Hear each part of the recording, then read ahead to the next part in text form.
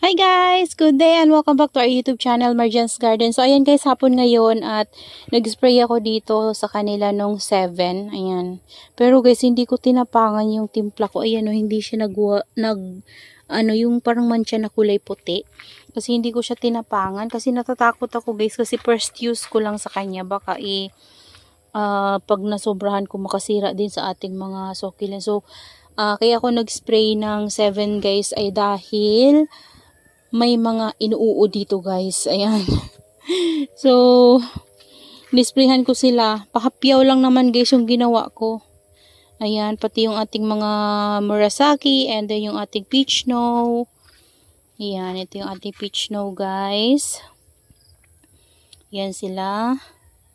So, ito na yung ano pala guys, yung na-fungus natin na napakalaking murasaki guys. Ayan na siya oh. Kumunti na yung leaves niya pero thankful ako guys kasi naka-recover na siya guys. Ayan, nawala na yung sakit niya, yung fungus niya. Ayan, ito nilagay ko to dito. Ayan, tapos yun oh. Pinatong ko lang sila dyan guys. Ito yung murasaki ko din na galing kay Amore. Ayan siya guys. Diba? Ito guys, ang laki na oh, tingnan nyo. Oh, nagsisiksika na sila. Nung tinanggalan ko to ng leaves, kumunti yung leaves nila kasi pinropagate ko nga and para din yung mga babies nila dyan sa ilalim. So, guys, dinilig-diligan ko siya, ayun.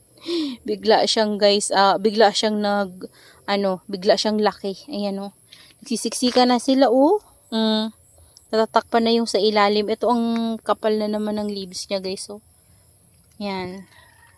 Tapos ito din guys oh, kasi napapansin ko parang panay ganito yung leaves niya. Ayaw ko naman nga lagi itong dinidilig kasi siya, mabilis mafungus yung mga ganito, yung mga echeveria natin na mga caranculated. Napapansin ko lagi nagaganto yung leaves niya. So ginawa ko, binuhos-buhusan ko siya guys ng tubig. Ayan. Tapos kapag nag-spray ako, lagi kong pinapahapyawan yan guys. Yan, dilig-dilig. Ayan o, tuyo na naman o. Pero di ko alam kung sa ilalim, basa-basa pa. Ayan siya. So wala kasi akong barbecue stick. So kapag ganyan guys, pwede natin tusukin. And kapag may sumama sa stick yun, malalaman natin kung tuyo na ba yung ilalim. Ayan. So medyo siya guys, lumaki nung dinilig-dilig ko siya. Kulang lang talaga sila guys sa tubig. Ayan. Mahirap lang din kasi kapag nasobrahan naman sila guys sa tubig, nagkaroon sila ng fungus or hindi naman magrarat yung kanilang puno. Ayan. Ito naman yung nabugbog natin. Ayan, nabangasan natin na kanso galing kay Ma'am Connie. Ayan siya guys. Oh, bangas na talaga siya. Pero yung new rosette niya guys, ang ganda. Ayan. Ito din. Ganda na din ng rosette niya. Yan, mga bagong tubo niya na yan sa atin, guys. Yan. Ito yung napakalaki natin na Nevada. Yung mga babies niya ay siniprate ko na. Tinanim ko na sa mga ganito. Nandun ata sa kabila. San ba? Ay, nandun sa taas. Doon sa taas, guys. Ayan. Okay naman sila, guys, oh. Ayan. Yung dito, banda, guys, oh. Dito. Ayan. Puntahan natin. Nandito. Ito guys, yung inuod guys. So, ayan o. Ginupit ko yung uod. Ayan, ito pa. Kita nyo ba? Ayan o. Yan. Yan. Tapos, ayan, tingnan yung mga tae nila guys. So, and isprayan ko siya ng 7. Tapos may nakuha pa ako dyan guys. Ayan na siya o. Yan, para magiging, di ko alam. Baka magiging butterfly yan sila guys. Kaso lang hindi ko naman pwede silang hayaan na guys nandito kasi mauubos yung leaves ng aking string of hearts. Ayan o. Tingnan nyo naman guys. O, kinalbo na. O.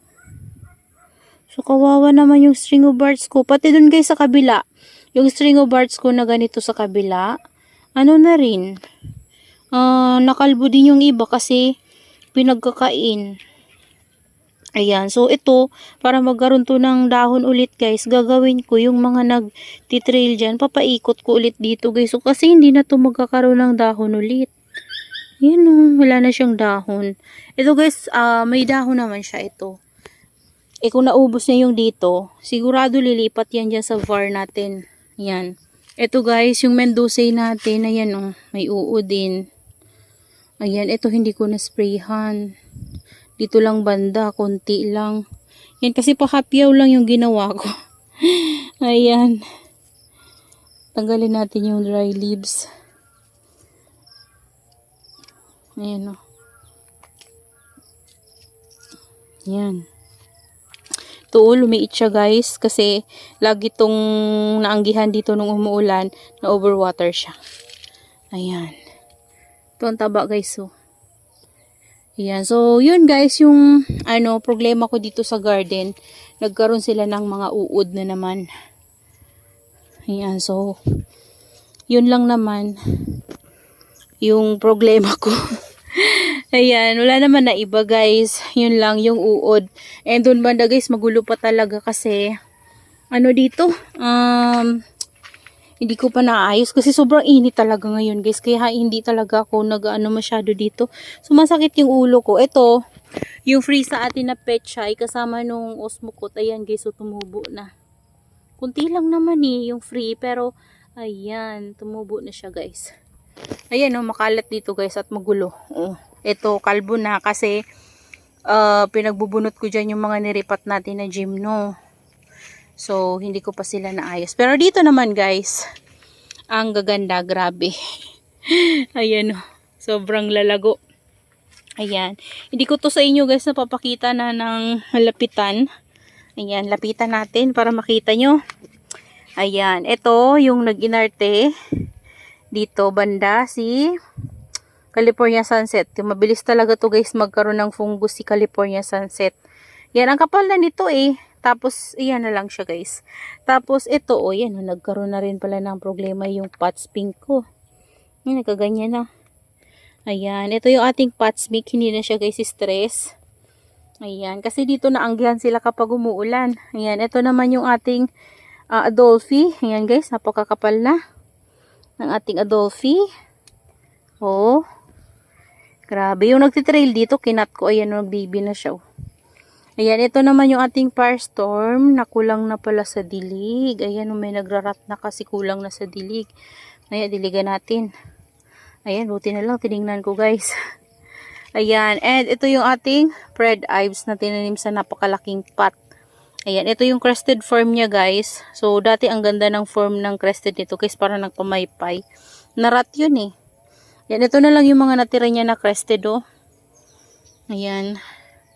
Pero, buti guys, okay pa naman yung crested nila. So, dito, pinapabayaan ko lang siya. Tingnan nyo na guys, so, sobrang laki na. Ayan, dito naman, yung mga natin, yung mga succulents natin na nandito sa bilog-bilog na to, na palanggana. Si Kanso to guys, tingnan nyo. Hinayaan ko na siya dyan. Meron yung mga babies. Wala na.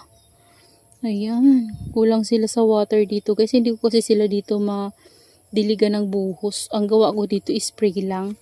So kulang. Kulang yung tubig. Ayan pumangit na to. Sobrang tuyo na yung mga leaves niya. Ito naman si Marble Gold. Ayan. Kailangan ko rin silang diligan guys. So may mga dry leaves na. Kailangan itong lilinisan guys kasi lapitin to ng mealybugs. Ito si Marble Gold. Ayan. Ito naman. Kasi kulang sila sa water. Ito naman si si Monroe. Ayan. Si Monroe yan guys. And this one si Monroe din. Tingnan nyo. Stress sila dito. Ganda ng farina ni Monroe. Yan. Ito naman. Wala na, si unggikulata ko guys, talagang patuyo na kasi kulang sa tubig. Ayan, ito malaki pa rin. So, yan lang naman guys. Ito yung pala guys, so pretty in pink ko na kasamahan ng lovely rose natin na parang mashi-mashi din yung mga leaves. Halos makalbo din sila guys. Ayan, nakabawi na siya. Ayan na siya.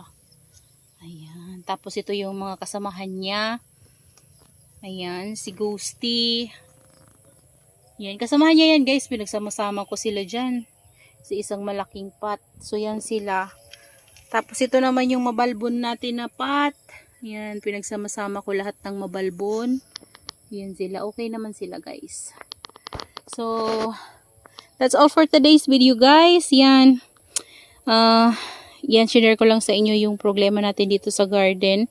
Ang dami-dami kong gagawin dito guys. Nagriripat pa ako. Marami pa akong iriripat. So, kulang na naman yung soil mix ko. At marami pa akong aayusin. And wala din akong patungan sa kanila guys. Ayan, so yan na lang muna sa ngayon guys. Maraming salamat po sa inyong panonood. And see you on my next vlog. Bye-bye!